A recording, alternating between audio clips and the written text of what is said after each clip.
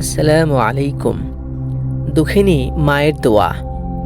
গরিব দম্পতি তারা পাকিস্তানের এক গ্রামে বসবাস করত। একটিমাত্র তাদের সন্তান, উচ্চশিক্ষায় শিক্ষিতও করেছেন তাকে। নিকটস্থ শহর থেকে ইঞ্জিনিয়ারিংয়ে গ্র্যাজুয়েশন করিয়েছেন। তারপর তাদের সন্তান এক ধনীর দুলালিকে নিকাহ করে ঘরে তুলে আনলো। প্রথম দিকে তারা তাদের আব্বা আম্মার সাথেই ছিল।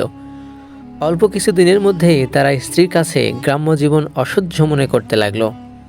বারবার সে তার স্বামীর কাছে পীড়াপিড়ি করতে লাগলো যেন সে বৃদ্ধ আব্বা আম্মাকে গ্রামে রেখে দেয় আর শহরে নিজেদের জন্য একটা বাসার ব্যবস্থা করে। এভাবেই সময় পার হচ্ছিল। হঠাৎ একদিন তার স্বামী পত্রিকায় একটা নিয়োগ বিজ্ঞপ্তি দেখতে পেল। জেদ্দায় কিছু সংখ্যক ইঞ্জিনিয়ার নিয়োগ করা হবে। আলহামদুলিল্লাহ, সে চাকুরি পেল আর সস্ত্রীক জেদ্দায় পাড়ি জমালো। স্বামী স্ত্রী সেখানেই সেটেল হয়ে গেল। তবে প্রতি মাসে পাকিস্তানে তার বৃদ্ধ আব্বা আম্মার কাছেও সে অর্থ পাঠাতো।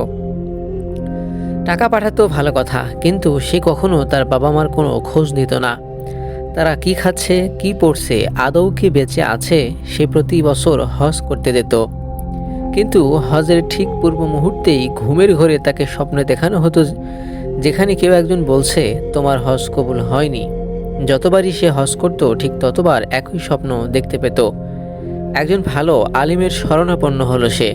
নিজের ব্যাপারে আর হজের স্বপ্নের ব্যাপারে তাকে সব কিছু খুলে বলল।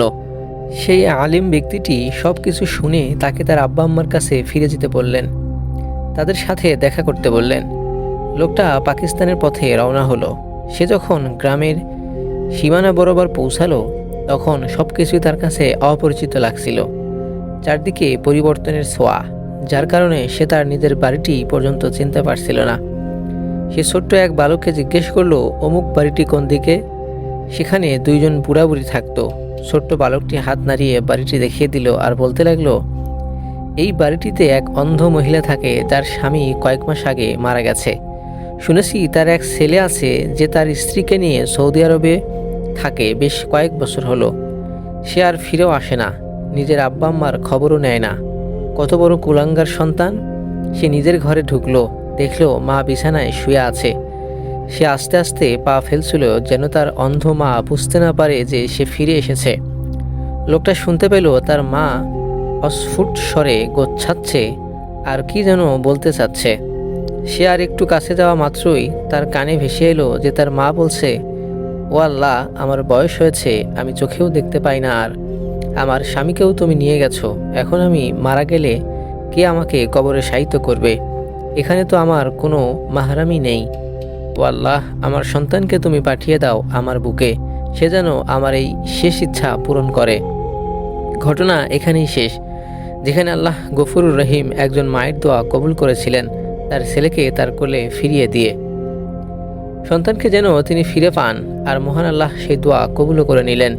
আর আমাদের আমল কোনো কাজেই আসবে না যদি না আমরা আমাদের পিতামাতাকে সন্তুষ্ট করতে না পারি, পিতামাতাকে ভুলে থাকি, তাদের সাথে সাক্ষাৎ না করি।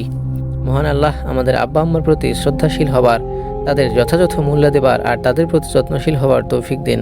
আমিন।